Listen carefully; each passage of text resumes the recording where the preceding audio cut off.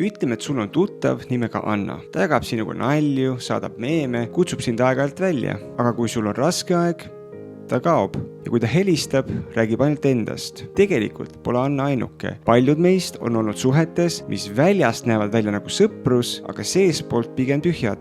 Miks on sõprussuhted olulised? Uuringud näitavad, et inimesed, kellel on vähemalt üks hea sõber, on õnnelikumad. Näiteks Harvard Study of Adult Development on korduvalt näidanud, et tugevad suhted, mitte raha ega kuulsus, ennustavad kõige paremini inimese õnnelikkust ja pikaealisust. Nutitelefonid ja sotsiaalmeedia on teinud üksinduse meie jaoks lihtsamaks, sest meile tundub, et me justkui suhtleme, aga kas need kontaktid päriselt täidavad meie sotsiaalset vajadust?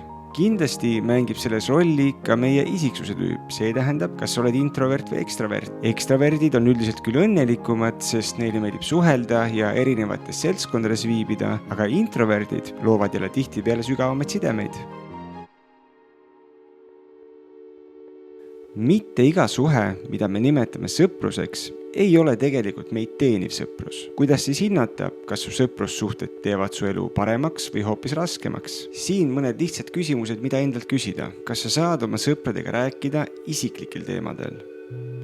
Kas nad märkavad, kui oled stressis ja küsivad, kas sul on ikka kõik hästi?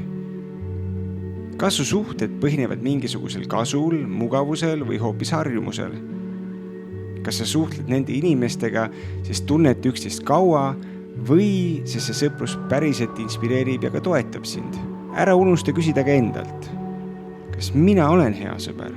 Hea sõprus on kahesuunaline. Kui sa tahad, et inimesed oleksid sinuga ausad ja toetavad, pead ka ise olema selline inimene. Kui su sõprussuhted tunduvad ühepoolsed, negatiivsed või pinnapealsed, on aeg järele mõelda. Kas äkki on aeg panustada vähem neile suhetele, mis sind ei toeta, ja luua ruumi uutele inimestele, kes päriselt rikastavad su elu? Kust need uued inimesed võiksid tulla?